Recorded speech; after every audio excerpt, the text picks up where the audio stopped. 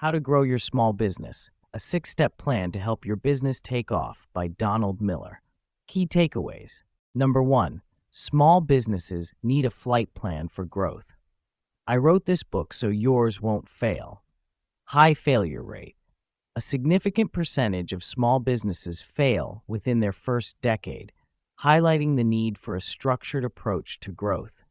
Many businesses fail due to a lack of systems and processes, unlike larger corporations that benefit from established frameworks. Small businesses often lack the resources to absorb mistakes or inefficiencies, making a well-defined plan crucial for survival. The S-curve. Many small businesses face the S-curve, where initial growth plateaus or declines due to operational challenges. This decline often stems from the owner being pulled away from their core strengths to manage problems, leading to poor decisions in hiring, inventory, and marketing. A proactive plan helps avoid this pitfall by establishing reliable systems. The airplane metaphor.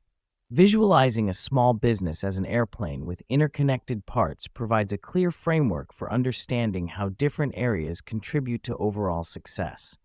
The cockpit, leadership, engines, marketing and sales, wings, products, body, overhead, and fuel tanks cash flow must work in harmony to achieve sustainable growth.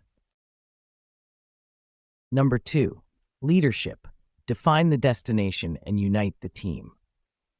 The primary job of the leader and the leadership team is to clearly define a destination and then reverse engineer a plan to get there. Mission statement. A compelling mission statement should include specific economic objectives, a deadline, and a clear reason why the mission matters. This clarity helps team members understand their role and motivates them to take action. Vague mission statements often fail because they don't provide a clear direction or inspire specific actions. Key characteristics. Identify the key characteristics necessary for every team member to embody in order to achieve the mission. These characteristics should be specific enough to guide hiring decisions, but universal enough to apply to everyone in the organization. Examples include a love for serving people, an obsession with quality, or the ability to remain calm under pressure. Critical actions. Define 3 critical actions that every team member can take daily to move the business toward its financial objectives. These actions should be simple, impactful, and contribute to a positive company culture. Examples include offering samples to customers, reviewing client lists for special needs, or expressing gratitude. Number 3. Marketing. Clarify your message to attract customers. If you want to sell more products, talk about the aspects of your products that will help people survive and thrive. Survival and thrive. Customers are primarily attracted to information that helps them survive and thrive, so marketing messages should focus on these aspects. This means highlighting how products can save money, make money, improve health, or enhance relationships. Avoid focusing on internal company details that don't directly benefit the customer. Simplicity. Marketing messages should be communicated simply and clearly to break through the noise and capture attention. Customers are bombarded with information and don't have time to decipher complex or confusing messages. Short, simple sound bites are more effective than lengthy explanations. StoryBrand Framework. Use the StoryBrand Framework to create a clear and compelling marketing message that invites customers into a story. This framework involves identifying the customer's problem, positioning your product as the solution, and guiding them toward a successful outcome. The 7 elements of the framework are: a character who wants something, must overcome a conflict, meets a guide who gives them a plan and calls them to action, so the hero can avoid failure and experience success. Number 4. Sales. Make the customer the hero. Mastering sales conversations that invite customers into a story will increase the thrust of the airplane even more. Customer-centric approach. Effective sales pitches focus on the customer's needs and position them as the hero of their own story. Avoid making the sales pitch about your company or its achievements. Instead, focus on how your product can solve the customer's problems and improve their life. The customer is the hero framework. Use the customer is the hero framework to structure sales conversations and materials. This framework involves identifying the customer's problem, red, positioning your product as the solution, purple, providing a clear plan, brown, highlighting the negative consequences of inaction, yellow, painting a picture of the positive results, blue, and issuing a clear call to action, green. Follow-up emails. Craft follow-up emails that reinforce the customer's role as the hero and clearly explain how your product can help them achieve their goals. These emails should be concise, compelling, and include a strong call to action. By consistently applying this framework, you can transform sales conversations into engaging stories that close more deals.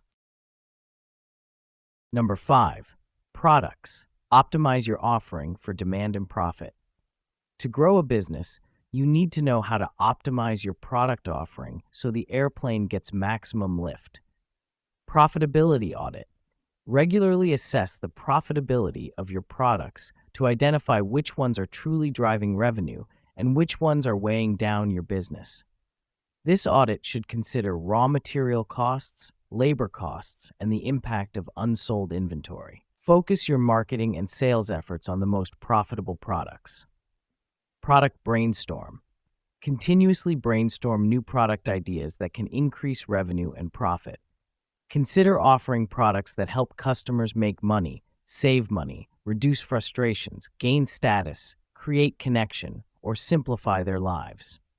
Package existing products into subscription services or create certifications to leverage your expertise. Product brief. Before launching any new product, complete a product brief to assess its potential impact on your business. This brief should address questions about market demand, profitability, competition, and alignment with your overall business strategy. This process helps prevent wasted time and resources on products that are unlikely to succeed. Number 6, overhead. Streamline operations to stay lean. To grow a business, you'll need to run a management and productivity playbook that ensures every team member is contributing to the overall economic priorities of the business itself. Labor costs. Labor is often the largest expense for small businesses, making it crucial to manage effectively. Instead of simply cutting staff, focus on streamlining operations and maximizing productivity. A well-defined management and productivity playbook can transform your team into a lean, revenue-generating force. Management and productivity playbook. Implement a structured system of meetings and processes to align your team around your economic priorities. This playbook should include regular all-staff meetings, leadership meetings, department stand-ups, personal priority speed checks, and quarterly performance reviews. These meetings help ensure everyone is focused, productive, and contributing to the company's goals. Meeting structure. The 5 meetings are: all-staff meeting. Maintain alignment and focus around the 3 economic priorities. Leadership meeting. Update the entire team about any department initiatives or successes. Department stand-up. Ensure each department is working on an initiative or initiatives that support the 3 economic priorities. Personal priority speed check. Provide ongoing coaching is critical to keep productivity and morale high. Quarterly performance reviews. Carefully assess each team member's performance. Number 7, cash flow. Manage money like fuel for your flight. To grow a small business, you'll need a method for managing money that is simple and easy to use. 5 checking accounts. Manage your small business finances using 5 separate checking accounts: operating, personal, business profit, tax, and investment holding. This system provides clear visibility into your financial health and helps you avoid common pitfalls. Each account serves a specific purpose, ensuring that money is allocated appropriately. Account allocation. All revenue flows into the operating account, from which you pay bills and transfer a fixed salary to your personal account. Excess funds in the operating account are then split between the business profit and tax accounts. The business profit account serves as a rainy day fund, while the tax account ensures you have enough money to pay your taxes. Investment holding. Once the business profit account reaches a certain threshold, transfer excess funds to an investment holding account for long-term wealth building. This account can be used to invest in real estate, stocks, or other assets that generate passive income. By managing your cash flow effectively, you can ensure the long-term financial stability of your business and build personal wealth.